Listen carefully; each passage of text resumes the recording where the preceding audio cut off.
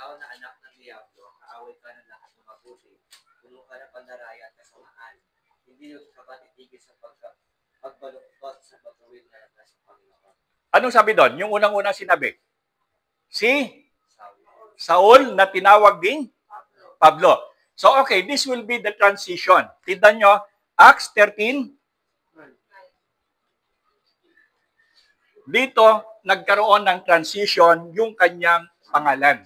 Kasi may kaugalian sa kanila noon na kapag ikaw ay, halimbawa, nagkaroon ng panibagong pananampalataya, nagbabago sila ng pangalan.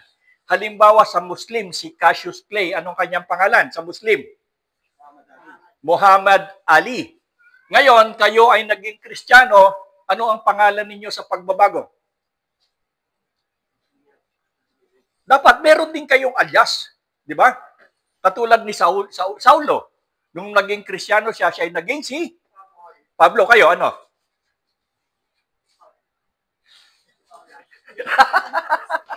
Ha? Oh. Tradition kasi nila na kapag sila ay lumipat, because sa Muslim, kahit sa Hebreo, nagpapalit sila ng pangalan. Okay. Ako, may pangalan din ako eh. Hindi ko lang ginagamit. Kasi maganda yung pangalan ko. Alam niyo ba kung anong pangalan ko? Ang pangalan ko ay si Kaputi. Hindi ako nagbibiro. Ang pangalan ko ay si Kaputi ang Kuyay. Anong ibig sabihin? Ito yung pangalan ng mangyan. Kasi ako ay ipinanganak sa Kamangyanan. Doon sa lugar namin ay Kamangyanan yun, puro mangyan doon. Ang lola ko ay master ng mga mangyan. So, ang nagpalaki sa akin ay si Trining. Doon ako'y maliit. Yun ang aking bantay. Kung kaya't ako'y laging nakikipag-away sa aking mga kapatid sapagkat ang sabi ng aking mga kapatid, ako ay hindi anak ng aking nanay, kundi ako'y anak ni Trining. Kasi si Trining ay mangyan, siya yung nag-aalaga sa akin nung maliit, at ang tawag sa akin ng mga mangyan ay si Kaputi. Bakit? Dahil ako ay maputi. Okay, so, ano kaya magpatawag ako ng Kaputi ngayon? Ano ka mangyan? Okay, so ang sabi dito sa Acts 13:9, tandaan ninyo ito ha. Kasi this will be the transitions from apostles, from Saulo to Apostle Paul. At from then on, sa Acts 13:9, simula noon, ito na ang tinawag sa kanya, Pablo na. So naintindihan ninyo kung bakit siya tinatawag na Pablo? Dati-dati ang kanyang pangalan ay Saulo. Okay? So ito ay isang, hindi ko malaman kung ito ay isang tradisyon o isang sistema. Pero pag tinignan nyo sa Islam, ganun din eh. Alam ko si Robin Padilla, meron din pangalan sa Muslim yan eh. Anong pangalan ni Robin Padilla sa Muslim?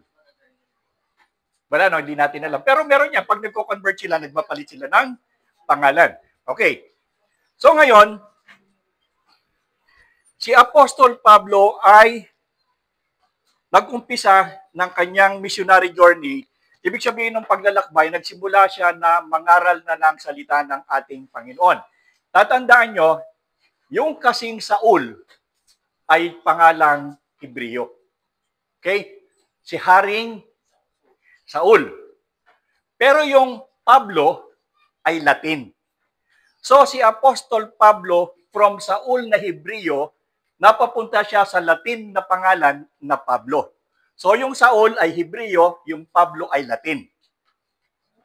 Bakit yung Pablo, ako'y may kaskwelang Pablo, Tagalog o Pilipino? Pero yung Pablo, ano ba sa Paulos? Yata Paulos, ganon ang pangalan nila doon sa Latin. So there was a transition from being Hebrews na pangalan papunta doon sa Gentile. Tatandaan nyo, yung Hebrew o yung Latin, or if you are not a Hebrew or if you are not a Jew, you are a Gentile. So si Apostle Paul from being Hebrew, napalipat ang pangalan niya ngayon sa pangalang Gentiles. Di ba? Naging hintil. Now, bakit? Si Apostol Pablo ay pinili ng Diyos para maging apostol para sa mga hintil. He was an apostle to the Gentiles. Kung kaya't maging ang kanyang pangalan ay nabago sa hintil na pangalan. Now, titingnan natin, Aksidente ba yung pagiging pagkakapili kay Apostol Pablo? Tingnan niyo kung aksidente yan. Okay.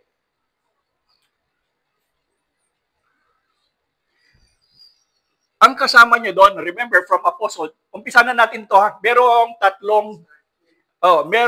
tatlong missionary journey. Ibig sabihin si Apostol Pablo ay merong tatlong misyonerong paglalakbay. At doon sa panahon na ito, dito siya nagtatayo ng simbahan at dito rin siya nagbibigay pangaral sa mga simbahan. Okay, tatandaan nyo, yung nasa Biblia na nakikita nyo ngayon, di ba merong Corinto, Galacia, Thessalonica, Colosas, Filipos, di ba? Meron yon. Yung mga yon ay mga sulat ni Apostol Pablo sa simbahan. Ito ay matutunghayan natin simula sa first missionary journey hanggang sa third missionary journey. Makikita rin natin doon sa susunod pag-aralan natin ng second missionary journey, makikita natin doon kung ano-ano yung mga simbahan na itinayo ni Apostol Pablo. So makikita niyo yung Biblia niyan, maintindihan niyo kung ano yung hawak-hawak ninyo. Hindi katulad ng, natatawa nga ako eh. Napapanood ko palagi, kita niyo sinishare ko, nag-aaway yung Iglesia ni Cristo at saka si Eliseo Soriano. Nag-aaway yung dalawa. Anong ginagamit nila? Yung salita ng Panginoon. Hindi mo Bible eh. Verses ang ginagamit nila. So, ibig sabihin, nandito itong dalawang grupo na ito na nag-aaway at ang kanilang weapon is the Word of God. They are weaponizing the Word of God. Tanungin mo sila, halimbawa doon sa talata na kanilang ginamit. Sabihin mo sa akin, halimbawa magko-quote sila na, sabihin ka ni sa 2 Timothy, ganyan. Tanungin mo sila, ano yung Timoteo na yan? Sino sumulat yan? Bakit naisulat? Paano naisulat yan? Hindi nila alam yan. Kasi they are just using the Word of God as a weapon against each other. Hindi ba? Nag-aaway sila, ang ginagamit nilang weapon fighting each other is the Word of God. Is that the intention of the Word of God? Ang intensyon ng salita ng ating Panginoon ay hindi upang gamitin sandata panlaban sa kalaban mo sa paniniwala para ipakita mong ikaw ay tama. Hindi ganon ang intention ng Word of God. That is why makikita natin na itong mga taong ito, hindi sila talaga tunay na nakakaintindi. Dahil kung nakakaintindi sila ng salita ng Panginoon, they will not use it as a weapon, kundi ang salita ng Panginoon ay ginagamit sa ikatutuwid. Hindi ba? That is the purpose, not to weaponize it against somebody na ayaw mo. Di ba? So, ito yung problema ng mga tao na hindi talaga nakakaintindi kung ano ang dahilan bakit merong Biblia. Ginagamit nila, meron silang narrative, okay? Meron silang naratibo, o ito yung gusto kong mangyari, and then they use the Word of God to supplement yung gusto nilang mangyari. So, ang nangyayari ngayon, yung salita ng Diyos ang sumusunod sa kanilang kagustuhan sa halip na sila ang sumunod sa kagustuhan ng Diyos. Nakita niyo ako? The difference between the two. That is why very important, kaya nga itinuturo ko sa inyo para maintindihan ninyo ano ba yung ginagamit natin yan. Di ba? So natutuhan nyo na yung pala ay si Apostol Pablo pala na almost karamihan yan hanggang doon sa huli si Apostol Pablo. Now we are now learning sino ba si Apostol Pablo. Bakit napakalaki ng kanyang naging role dito sa binabasa natin at sinusundan natin at ipinamumuhay natin. Di ba? Yung Bible. So, again, Apostle Paul ay nagsimula sa Saul, pero sinimula ang transition ng kanyang pangalan sa Acts 39. Kuha nyo? Tandaan nyo yan. Importante yan. Kasi bakit Saulo tapos naging Pablo? From Hebrew to a Gentile. From actually Latin or sa English, Latin. Pag pinaganda mo na may slang ng kaunti. Okay, so naintindihan nyo na. Saulo, Hebreo, Pablo, basically Roman, which is a Gentile name kasi hindi siya Hudyo. Okay na yan, solve na tayo ron. Okay. Now, tingnan natin actually saan ipinanganak si Apostle Pablo? Acts 22:25 to 28. Pakibasa ng Acts 22:25 to 28.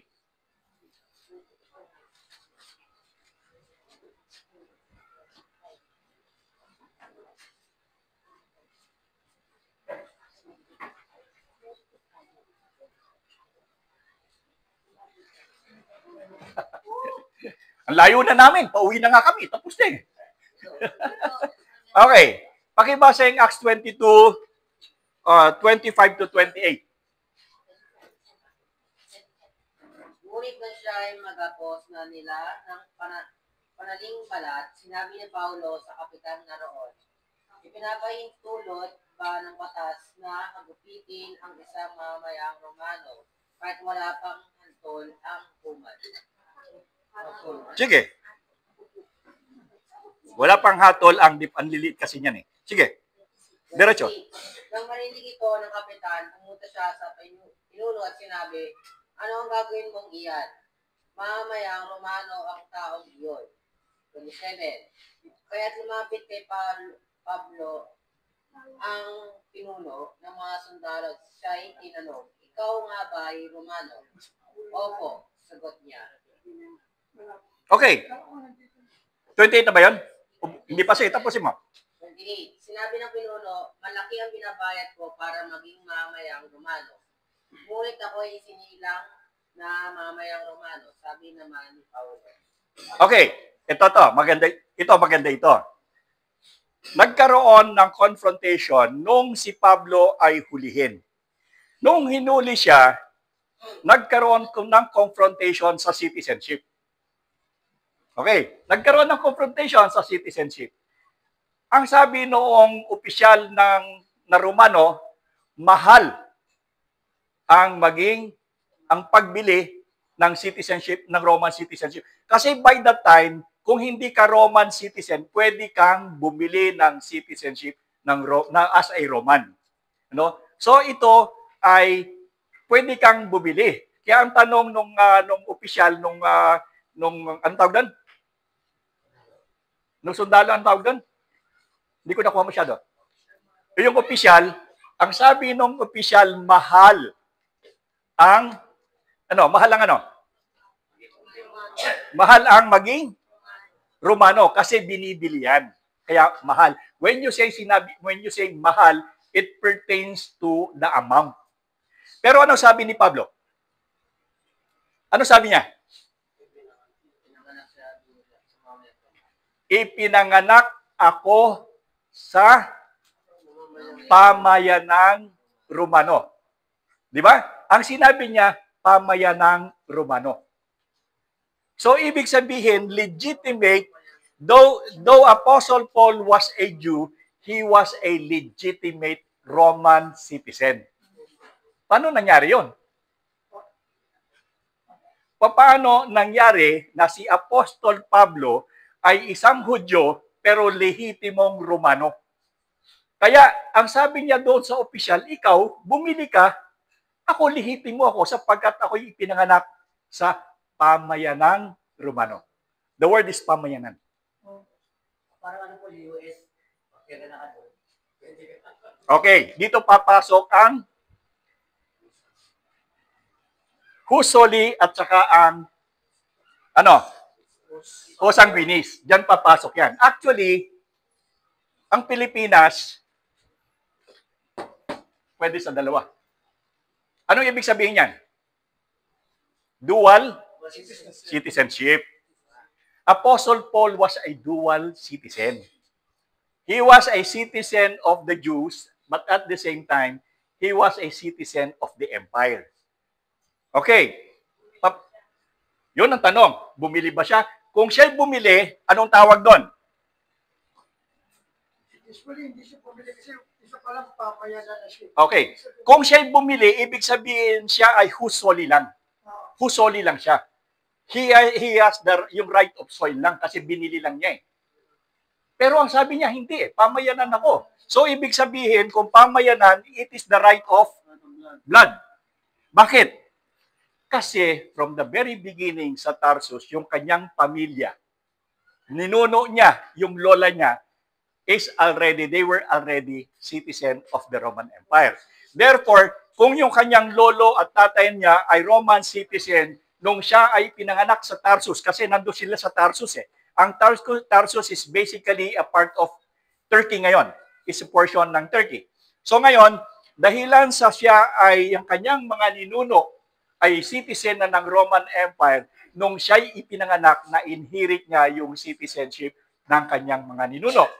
So, bagamat siya ay isang Hudyo, but by the virtue of the citizenship ng kanyang ancestor sa Roman Empire, he became also a citizen of Rome by the virtue of blood, yung kanyang ninuno. Yung kanyang lolo, magaling tatay niya, kaya siya ay citizen of Rome. Ngayon, kung halimbawa, ikaw ay, dito sa atin, tingnan natin dito, pagkakaiba ng dalawa. Kung ikaw ay Chinese, ano sa Tagalog ang Chinese?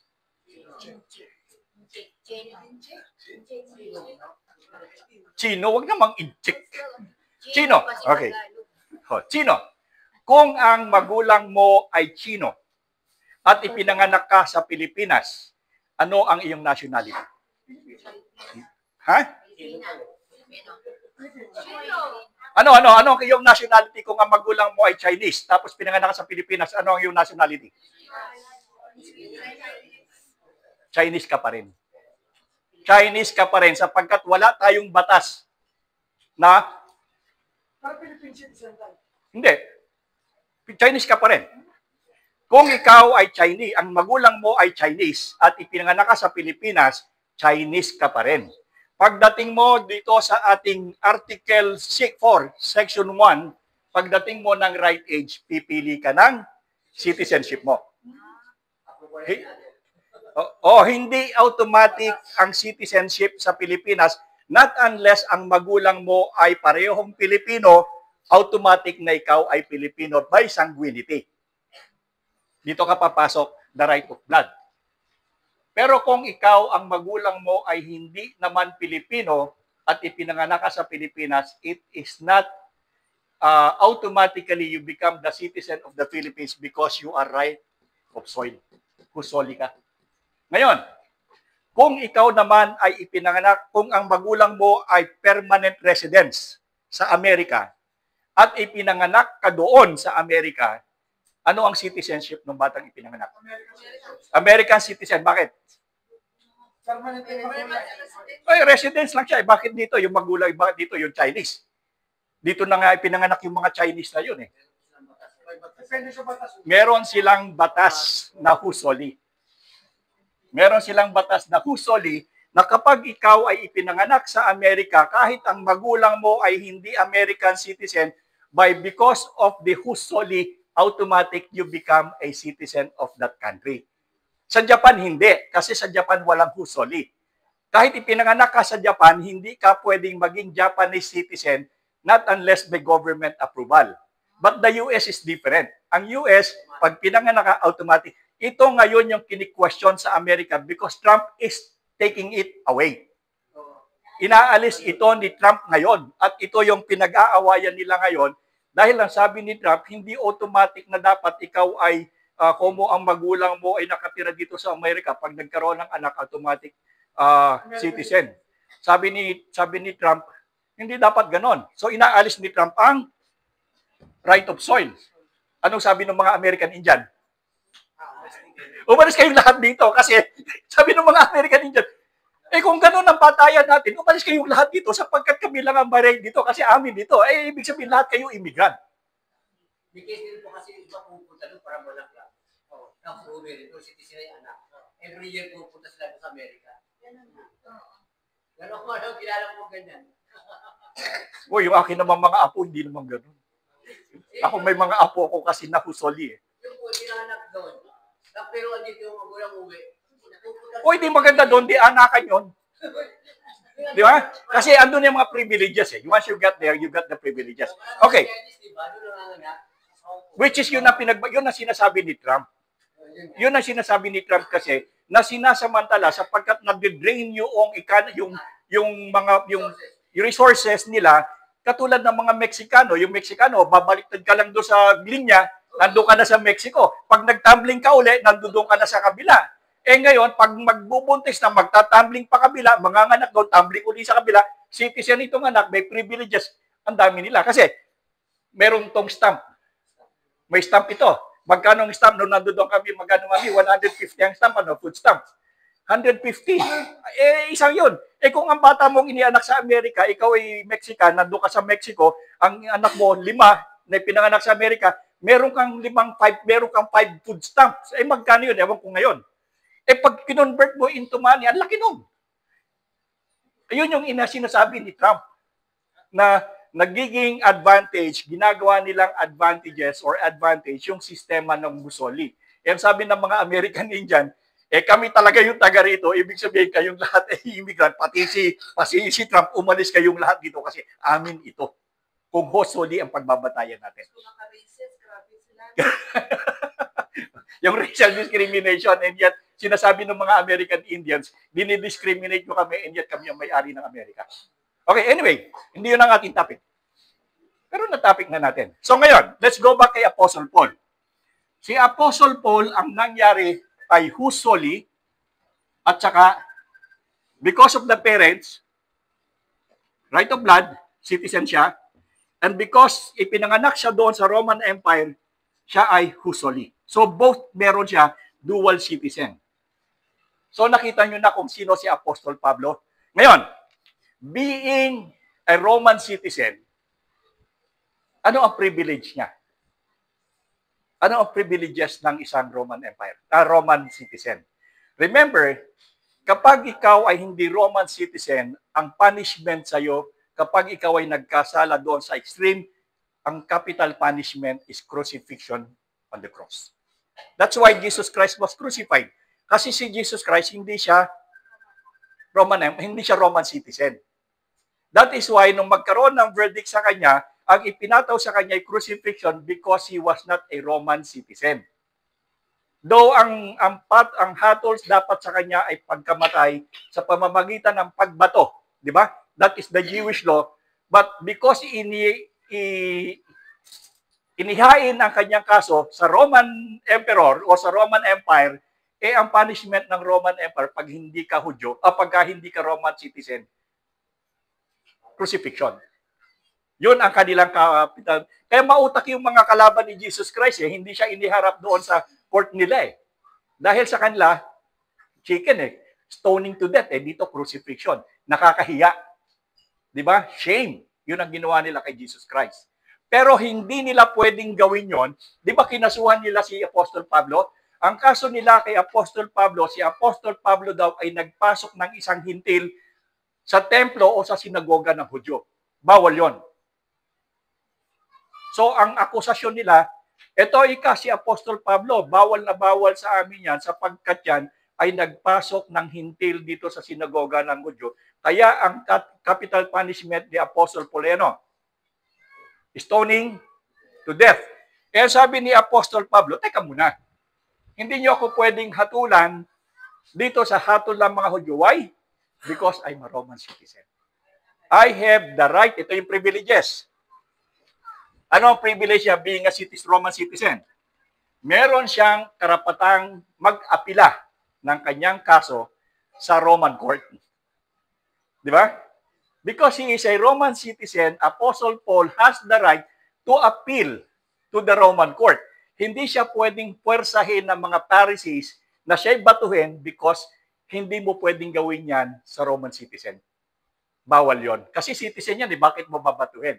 So, isa sa mga privileges ni Apostle Paul is meron siyang right to appeal. Tama ba spelling ko? Tama yan. Okay. Aside from right to appeal, anong meron siya? Meron siyang hindi siya makucrucify. Okay? Ano pa? Bukod doon, dahilan sa siya ay Roman citizen, he has the access throughout the Roman Empire. Ibig sabihin, wala siyang restriction na pumunta anumang lugar as long as ito ay Roman Empire kasi he was a citizen of that empire. Wala siyang limitation. Kaya ito'y napakaganda dahil during that time when Apostle Paul was doing the missionary journey, hindi siya po pwedeng pigilan ng kahit sino sa Roman Empire kung kaya si Apostle Paul nakarating pa nga siya hanggang Rome na walang restriction because that is one of the privileges na meron siya as a Roman citizen. Free to Rome. O, ganyan ang Rome ko ha, hindi R-O-M-E. Okay, so ito yung mga privileges ni Apostle Paul. Now, ang tanong, nagkamali ba ang Panginoon sa pagpili kay Apostle Paul? Kung ang pinili niya naging sabihin natin ang Apostle to the Gentile ay si Peter, anong mangyayari? Hindi siya makakaikot sa Roman Empire. Kasi hahanapan siya ng passport, hahanapan siya ng visa, bawat lugar na pupuntahan niya sa Roman Empire, checkin siya. But Apostle Paul, when he was chosen, I think God was right to choose him because yung kanyang accessibility sa pagtuturo ng Ebanghelyo. So, aksidente ba ito or it was planned by God? It was planned. Na dating nanguusig, ngayon ay siya na ang inuusig dahil sa kanyang pangangaral ng salita ng Panginoon. Okay? So nakita ninyo kung sino si Apostle Paul? Ang ganda pala nang nangyari sa buhay niya, Okay, meron siyang dual citizenship. Okay, meron siyang gusoli, meron siyang pareho yun, So, from then on, ito na yung naging privilege ni Apostle Paul para magkaroon siya ng mga pangangaral sa mga hintil because he was chosen to become the apostles to the Gentiles. Sino kanyang kasama sa kanyang pangangaral sa first missionary journey? Si Bernabe at saka si Juan Marcos, si John Mark. Okay? Ito yung mga lugar na pinuntahan nila. Okay? Merong 11 lugar. During the time ng kanyang first missionary journey, 11 yung lugar na kanilang pinuntahan. Acts 13:1-3, saan sila nagpunta?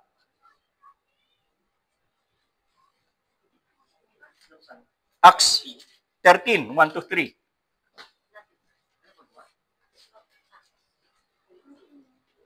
Ano sabi doon? Saan sila pumunta? May mga propeta at mga guro sa iglesia ng Antioquia. Kabilang dito si Bernabe at si Mayon na tinatawag yung maitim, Lucio na Malasirin, Manaen na kababata ni Herodes, na pinuno ng Galilea at Saulo. 2. Habang sila'y nag-aayuno at sumasamba sa Panginoon, sinabi sa kanila ng Espiritu Santo, ibukod ninyo si Bernabe at Saulo. Sila'y pinili ko para sa tanging gawain, inilaan ko sa kanila. 3. Pagkatapos nilang mag-ayuno at manalangin, ipinatong nila sa kanilang mga kamay at sila'y pinakayuno. Okay. So, ang pagpili, ang unang pinili, sino ang pumili para sila ay humayo? Nagpilian ba sila sa isa't isa para sila ay humayo pag misyon? Hindi. Oo. Hindi. Bakit? Sino ang pumili at naghiwalay sa dalawang ito para magkaroon ng misyon? Ang banal na espiritu ang pumili kay nino? Kay Bernabe at saka kay Saulo. Kasi wala pa siya doon sa chapter Okay. So ngayon, doon sa 13:5. Sa 13:5, anong sabi? Acts 13:5. Nang dumating sila sa Salamina, ipinahayag nila ang salita ng Diyos sa mga sinagoga ng mga Judyo roon. Judyo. Okay. So, pumunta sila sa Salamina, sa Cyprus, at nangaral sila sa sinagoga ng mga Hudyo. Sa palagay niyo ba tinanggap sila dito? Hindi. Tingnan natin. 13:6-12. Iba naman. Babae. 13. Wag naman itong mga krusnapa ito, wag yung masuluhin itong, hindi ating ito. 6 to 12, 13, 6 to 12. 6. Nilibot nila ang buong pulo hanggang sa Paphos. Natagpuan nila roon ang isang salmangkerong Hudyo na isang buwan ng propeta. Bakit sa kanyang pangalan? 7. Kaibigan nito ni Gobernador Sergio Paulo, isang lalaking matalino. Tinatawag ng gobernador si Bernabe at Saulo sapagkat nais niyang marinig ang salita ng Diyos. 8. Ngunit nalungat sila ng salamangkerong si Elimas. Ito ang pangalan ni Bastos o Bigang Griego. Upang hadlangan ng gobernador sa pananampalataya. 9. Si Saulo na tinatawag rin Pablo na puspos ng Espiritu Santo ay tumingin kay Elimas. 10. At nagsabi, ikaw na anak ng Diablo, kaaway ka ng lahat ng mabuti. Puno ka ng pandaraya at kasamaan. Hindi ka ba tigil sa pagbaluktot sa mabuti na landas ng Panginoon? 11. Ngayon, paparusahan ka niya. Mabubulag ka at pansamantalang hindi ka makakita ng liwanag. Nooy din, naramdaman ni Elimas na parang tinakpan ng maitim na ulap ang kanyang mga mata at siya'y naghanap ng taong aakay sa kanya. 12. Sumampalataya ang gobernador na makita ang nangyari at umangat siya sa katuyuan tungkol sa Panginoon. Okay. Pumunta sila doon sa Cyprus. Nasa Cyprus na sila ngayon. At si Apostol Pablo ay nangaral kay Gobernador. Sino? Anong pangalan ng gobernador? Sergio Paulo. Uy, Sergio, nasaan si Sergio dito? Ayun, si Sergio. Ikaw pala'y gobernador. Okay. So, nandoon, nangaral sila kay Gobernador Sergio Paulo, pero nagka-problema. Ano yung problema? May humadlang. Bulaang propeta. Anong pangalan? Si Elimas. Ano ang kanyang pangalan sa Hudyo? Bar-Jesus. Ang ibig sabihin ng Barisan, son of Jesus. Kasi yung Jesus kasi, yan ay normal na pangalan sa kanila. Yeshua. Okay. So ngayon, anong nangyari kay Elimas? Nabulag si Elimas sapagkat si Elimas ay isang salamangkero na nagiging sagwil o siya yung naging dahilan o pinipilit niya na si gobernador ay huwag maniwala. Pero anong nangyari? Pinarusahan siya at siya ay nabulag. Pero anong nangyari kay gobernador? Si gobernador ay mataas ang posisyon, isang Romano na nampalataya sa Panginoon. So nakita natin dito, utay-utay na dumadami na ang mga mananampalataya ng Panginoon at hindi lang mga mangingisda at hindi lang mga nagtitinda ng kung ano-ano, kundi meron na ring matataas na opisyal even to the Roman government ang nanampalataya sa Panginoon. So dumadami na ang mga mananampalataya. Acts 13:13. Anong sabi sa Acts 13:13? Mula sa Paphos, nagkayat sina Pablo hanggang sa Perga sa Pamphylia. Hiwalay naman sa kanila si Juan at nagbalik sa Jerusalem. Sinong Juan? Sinong Juan?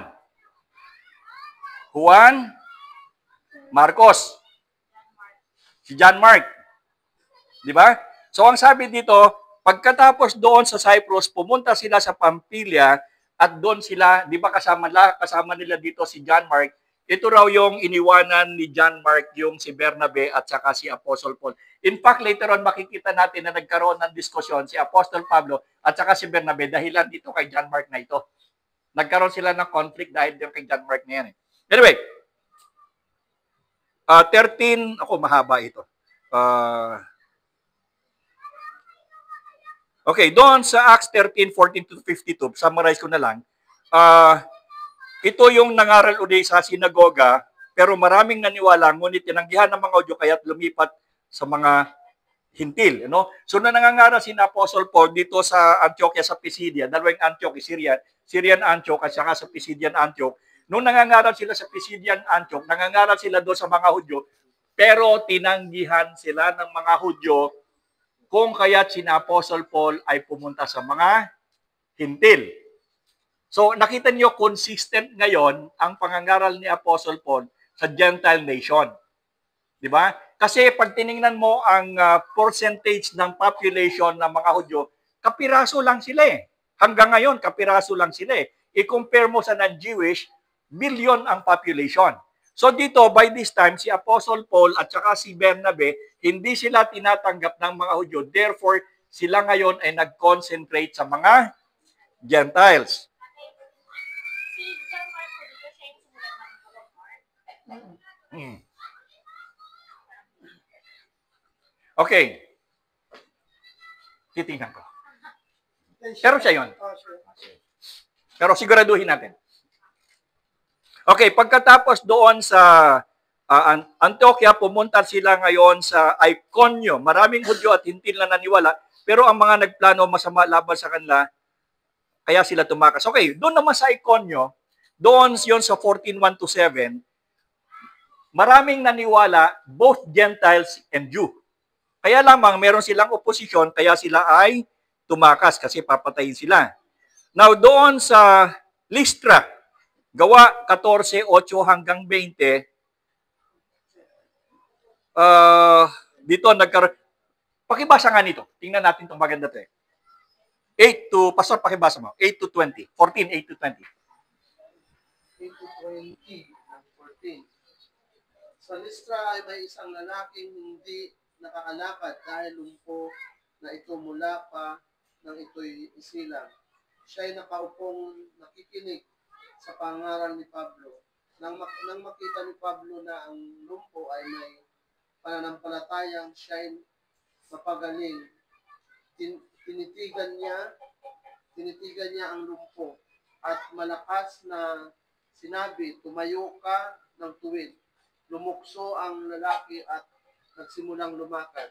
Nang makita ng mga taong bayan ang ginawa ni Pablo, sumigaw sila sa wikang Lycaonia, nanaog sa atin ang mga Diyos sa anyong tao. Tinawag nilang Zeus, si Bernabe at si Pablo na may Hermes, sapagkat siya ay ang pangunahing tagapagsalita. Nasa bungad ng lungsod ng templo ni Zeus, ang pari ni Zeus ay nagdala ng mga toro at mga kwintas na bulaklak sa may pintuan ng lungsod. Nais ng pari at ng mga tao na maghandog sa mga apostol. Nang malaman ito ng mga apostol na sina Bernabe at Pablo, pinulit nila ang kanilang mga damit at patakbong na mga kumagitna sa mga tao, sumigaw sila, mga Ginoo, huwag ninyong gawin iyan. Mga tao rin kaming tulad ninyo, pinangaral namin sa inyo ang magandang balita upang talikuran ninyo ang mga walang kabulang bagay na iyan at manumbalik kayo sa Diyos na buhay na lumikha ng langit at lupa, dagat at lahat ng naroon. Sa mga panahong nakalipas, hinayaan niyang gawin ng lahat ng bansa anuman ang kanilang maibigan. Ngayon man magbigay siya ng sapat na katibayan upang makilala ninyo siya sa pamagitan ng kabutihang ginagawa niya sa inyo. Binibigyan niya kayo ng ulan mula sa langit at masaganang ani sa takdang panahon. Binubusog niya kayo ng pagkain at pinupuno ng kagalakan ang inyong mga puso. Sa kanila ng mga pananalitang ito, nahirapan pa rin sina Bernabe at Pablo na pigilan ang mga tao na sila'y alaya ng mga handog. Ngunit may mga Hudyong dumating doon mula sa Antioquia at Iconio. Sinulsulan nila ang mga taga-Lystra laban kay Pablo, kaya't siya'y pinagbabato nila. Pagkatapos siya ay kinaladkad nila sa labas ng bayan sa pag-akalang siya'y patay na. Subalit nang dumating ang mga alagad at palibutan siya, tumayo si Pablo at pumasok sa lungsod. Kinabukasan nagpunta sila ni Bernabe sa Derbe. Okay, anong nangyari? Nagulat kayo, no? Kala nyo, biglang lumaki yung boses ko. Ano nangyari?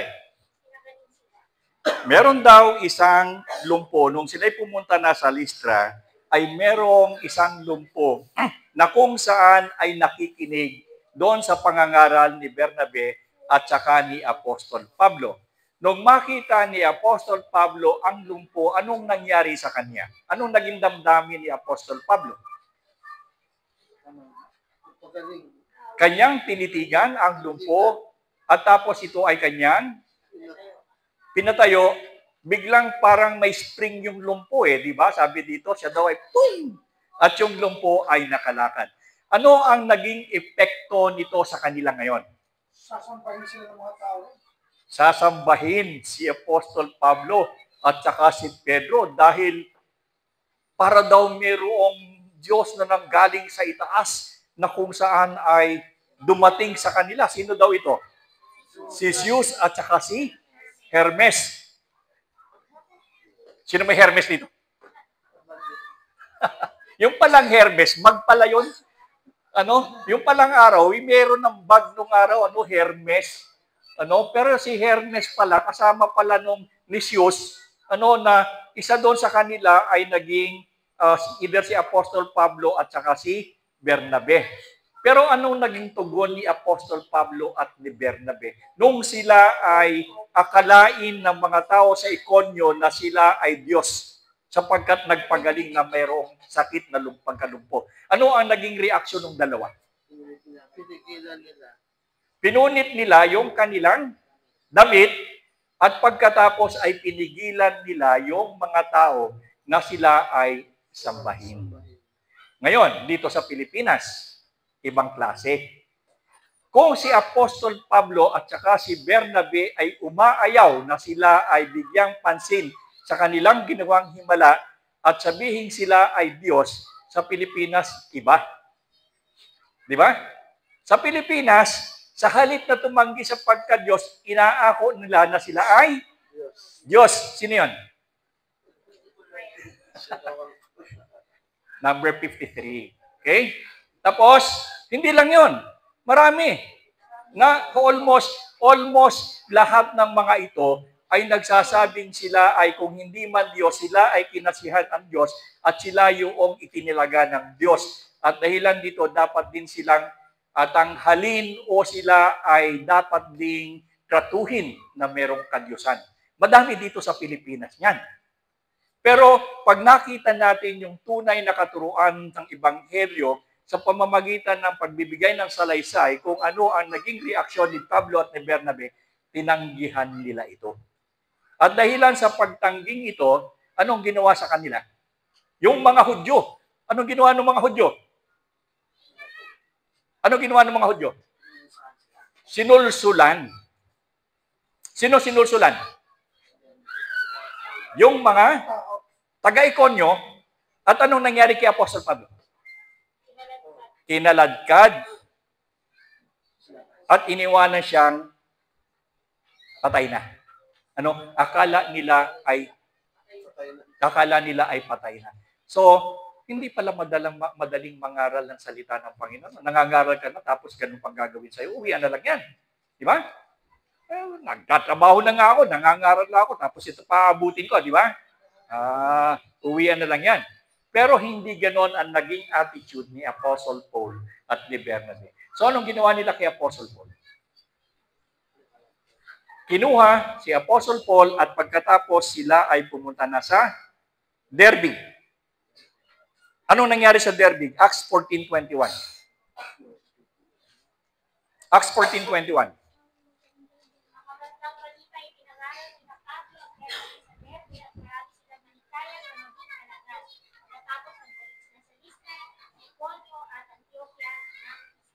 Okay, pumunta sila sa Listra sa Derbe at ano kanilang ipinangaral sa Derbe? Ano yung magandang balita? Ha? In English nyo na naman. Ano yung magandang balita? Ang buhay at misyon ni Jesus Christ. Now remember, ang itinuturo dito ay hindi iba pa man. ang itinuturo dito at ang ni Apostol Pablo ni Bernabe all throughout doon sa pagtuturo niya, ang itinuturo ni Apostol Pablo ay Ebanghelyo. Wala nang iba sapagkat ito ang Mateo 28:18 hanggang 20. Kapag daw ang isang tao ay nagturo ng hiwalay sa Ebanghelyo, anong sabi ng Panginoon? Kaya po sa pamamagitan ni Apostol Pablo, let him be anathema o pakasumpain siya. Dito sa Pilipinas, napakarami na nagtuturo. Dominante ng Kristyanismo sa Pilipinas ay nagtuturo ng hindi Ebanghelyo. Sa halip na Ebanghelyo ay Ibanghelyo ang kanilang itinuturo. Hindi EBA. Ang kanila ay IBA. O, tama? Ebanghelyo, hindi Ebanghelyo. So, nakita natin dito, yung palang first missionary journey ni Apostle Paul, ang kanilang itinuturo ay Ebanghelyo. At dahil dito, yung ding itinuro niya doon kay Governor Sergio Paulo, di ba? Ebanghelyo din yon ang itinuro at nanampalataya yung gobernador. Ngayon dito, nung siya pumunta sa Derby, marami din ang nanampalataya sa Ebanghelyo. Now, remember, Ebanghelyo. Hindi, ano pa bang katuruan meron sa Pilipinas? Yung isa, siya daw yung huling sugo. Di ba? Ebanghelyo ba yon? Ebanghelyo yon. Kasi hindi yon yung katuruan na ipinaturo ni Apostol Pablo. Meron naman nagturo na, iba naman, yung mura ng mura. Yung away ng away, sila nag-aaway. So, ibig sabihin, ang ipinatuturo ng Panginoon ay Ebanghelyo. Ito yung buhay hanggang kamatayan at pagliligtas sa pamamagitan ni Jesus. Wala nang iba at ito ay masusumpungan nyo sa Mateo, Marcos, Lucas, Juan na kung saan ay aking pinadali at ginawa kong aklat na ang pamagat ay Jesus, akala ko'y kilala kita. Yun yung Ebanghelyo. Kabuuan yun. Ginawa ko ng pinagsama-sama ko na para hindi na kayong mahirapan. So ito yung ipinangangaral. Ibig sabihin, kung mangangaral kayo, dalhin niyo yung aklat na sinulat ko, yung ginawa ko, pinag-compile ko, yun ang ituro ninyo. Kasi yun ang Ebanghelyo. Okay, pagkatapos noon, bumalik sila sa Lystra, Iconio, Antioquia, at pagkatapos bumalik sila sa Perga, Atalia. So ibig sabihin, ito yung mga lugar na kung saan ay nangaral si Apostol Pablo at saka si Bernabe. So, nag-umpisa ng kumalat, nakita nyo na, kasi ito na yung, ang kagandahan kasi dito, maiintindihan ninyo yung flow ng Christianity, yung flow ng teachings. Kasi dadating tayo sa punto natin, pag-aaralan natin, paano nagkaroon ng napakaraming relihiyon ngayon. Saan nanggaling yan? Samantalang, ang ipinapangaral lamang during the time ng apostle, Ebanghelyo lang. Bakit ang dami na ngayon? At all of them are claiming to be Christian. So makikita natin dito, pag trace natin dito, ang ginagawa ko kasi sa inyo dito, we are tracing back Christianity to the original form. Ano? Nangyari kasi ito sa akin. Kaya bakit ko ito tinuturo sa inyo? Kasi ganito yan eh. Nung lumakas na dito sa Pilipinas yung mga kultong relihiyon, sabi ko, ano ba yung talagang tamang religion? Saan ba talaga nagmula ito? So what I did was to trace yung religion na Christianity. At ang ginawa ko, nag-umpisa ako ngayon deductive, pabalik. Ano? So nung pinag-aaralan ko ito, pagdating ko doon, pabalik yung Christianity ngayon, pagdating ko sa Rome, hindi ako makaalis. Na-stuck ako doon sa Rome. Kasi ano nangyari sa Christianity? Bakit ako na-stuck sa Rome? Kaya gumawa ko ng isang aklat na ang pamagatay ang lumabas sa tawas. Yun yung kauna-unahan kong inakaklat na ginawa, tracing back history, yung history ng Christianity from current going back to Jerusalem. Ang ganda ng aklat na yun. Hanggang ngayon, hindi pa napapublish. At tinataka nila yun, not fit for publication. Alam niyo bakit? Magkakagulo sa mundo kapag pinublish nila yon. Kasi makikita talaga kung anong nangyari sa kasaysayan ng Christianity at ano yung Kristyanismo ngayon. But even then, maganda yun. Maganda yung ang lumabas sa tawas. Di ba? Sa Terry masyado yun. Maganda yun. Tapos trinace ko doon yon hanggang sa Babylonian Empire, hanggang sa Persian Empire, doon sa Roman Empire, sa Greek Empire. Umikot yan doon hanggang pabalik sa Jerusalem. In fact, yung ginawa kong isang aklat, minor na lang yun, meron akong ginawa ngayon, yung Christianismo noon at ngayon, ganun din yan, pero ito minor ito. Pero maganda yung una, maganda talaga yun. Kasi talagang kompleto yun maging sa mga alchemy, no? Makapal yun. So anyway, ang ginagawa natin ngayon sa pag-aaral natin ng Book of Acts ay aalamin natin kung paano lumawak ang Kristyanismo, yung tamang paglawak. But always remember that Christianity always has an opposition. Unang opposition niya ano? Yung mga Hudyo. Di ba? The Jews were opposing the teachings of Christ in Christianity simula noon hanggang ngayon. They are not recognizing the Jewish faith, or the Jewish people are not recognizing Jesus Christ as the Messiah. Hanggang ngayon. Diba? So, ngayon, bukod doon, marami pa rin. Remember, doon sa Galatia, merong isang grupo na naniniwala na Kristyanismo, tamang maniwala ka sa biyaya, pero dapat lagyan mo ng gawa, yun naman yung mga Judaizer. Ibang kalaban yon. So, as we go on, mararating natin yung place ni Constantine, makakarating tayo dyan, hanggang sa current, doon sa Reformation. Reformation, pagkatapos sa Reformation, makakarating tayo hanggang sa yung Reformation, nagkaroon ng Reformation, walang restoration. Maganda rin yun. So, ibig sabihin, natapos natin ngayong umaga yung first missionary journey.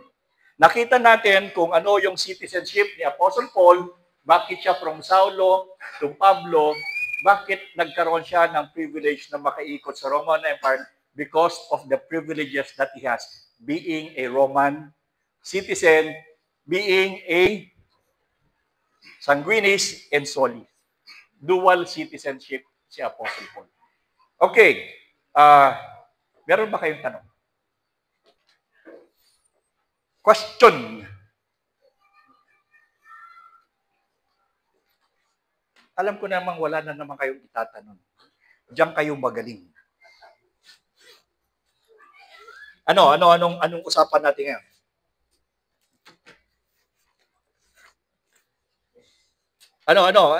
Magsalita kayo.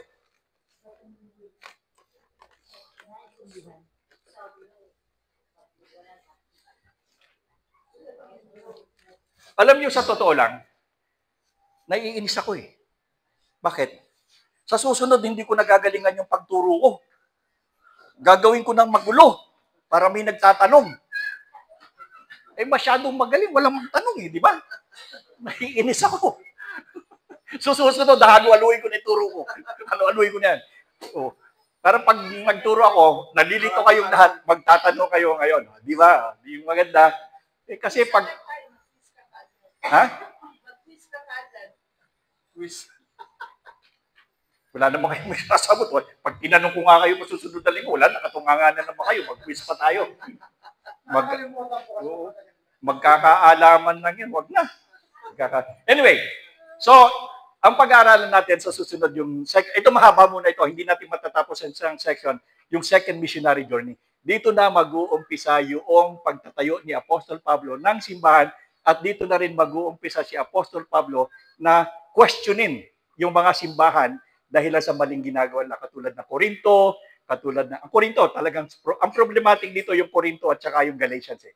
So, kanya kini-question yan. But all the rest, pero at the end, yung Corinthians kasi, doon sa 2 Corinthians, ang sumulat ulit siya, praises na ang ginawa niya kasi nagbago na yung mga taga-Corinto. Now, sa second missionary journey, yung Corinto, pag-aralan natin yan, kasi di ba, 1 Corinthians, 2 Corinthians, pag-aralan natin yung Corintong yan. Sino yung mga yan? Para pag may tumayo doon sa simbahan na sa entablado, ikalawang Corinto, ganyan-ganyan. Uy, alam namin yan. Bakit sinabi ni Apostle Pablo na kung kaya't ang sinumang nakipag-isa kay Kristo ay isa ng bagong nilalang, wala na doon pagkatao, lahat ay pawang naging bago, di ba? Bakit sinabi ni Apostle Pablo yon? Anong okasyon? Sino yung sinasabihan? Ganon yung pag-aaral ng salita ng Panginoon. Hindi kukuha ka lang ng talata pagkatapos ipambabato mo. That is not the way how to study the scriptures. Iba na isa yung Corinthians, dapat Corinthians na yun. Wala ko nga pa kasi nasulat yun. Hindi na na-record yung dalawa. Pero actually, maraming sulat.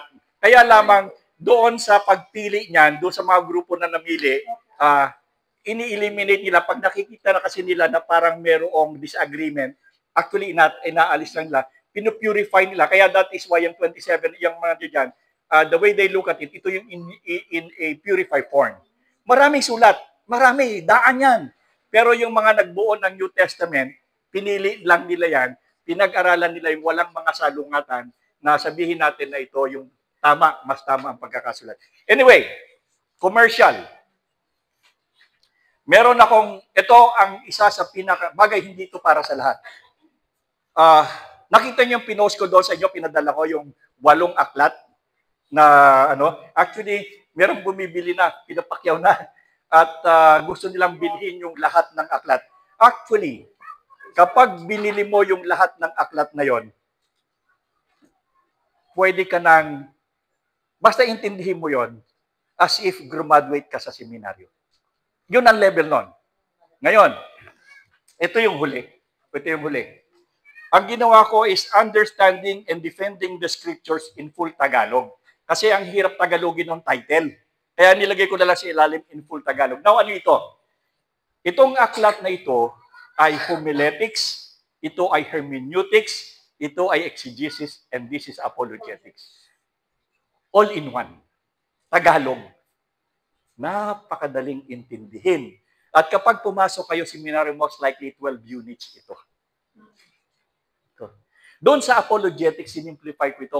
Ang apologetics kasi ay ibig sabihin ito yung pagdepensa mo sa banal na kasulatan, hindi upang manalo ka, kundi upang huwag kang matalo.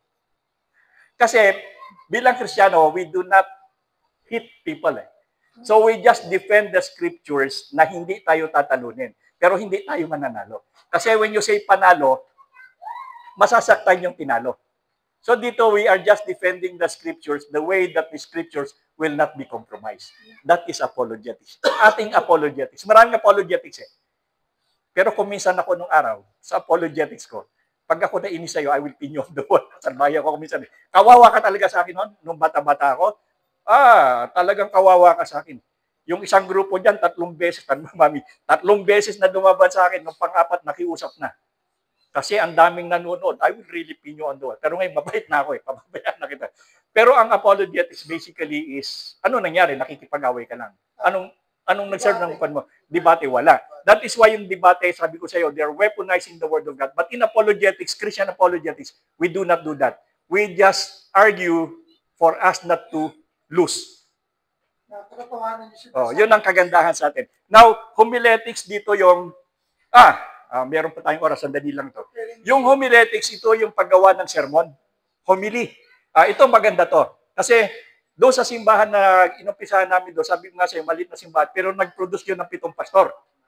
Now, doon homiletics, kasi doon, ni-require ko na lahat ng kalalakihan, marunong kayo dapat ng homiletics. So, tinuruan ko sila kung paanong sermon. Ngayon, dumating kami sa punto ng mag-preach na sila doon sa congregation.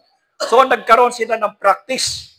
Kasi magsasalita ka sa congregation, marunong ka ng homiletics, so magpa-practice sila. Ngayon, yung asawa, hinahanap niya yung asawa niya, miyembro ng simbahan. Hindi niya makita-kita yung asawa niya, pero yung asawa niya yun, pastor yun. O pastol, yung nag-aalaga ng tupa. Ng baka pala, sorry. Nag-aalaga ng baka. Hinahanap niya yung asawa niya, hindi niya makita, tanghali na para kumain, hindi niya makita kung nasan yung kanyang asawa. So, hinanap. Nung napansin niya, malayo pa, nakita niya, bakit yung mga baka ay nakatingala? Yung mga baka nakatingala. Nako, nandun si Paterno sa ibabaw ng bato at doon nagpa-practice ng mensahe. Kaya pala yung lahat ng mga baka nakatingala sa kanyang ganon. Doon siya nag-practice. Naging pastor si Paterno, naging misyonero sa Bai, Laguna. Unfortunately, maagang namatay. Hindi ko nga napuntahan. Pagdating ko ng Amerika, nabalitaan ko, nandoon siya sa Bai. Ako naman, nag-procrastinate akong puntahan.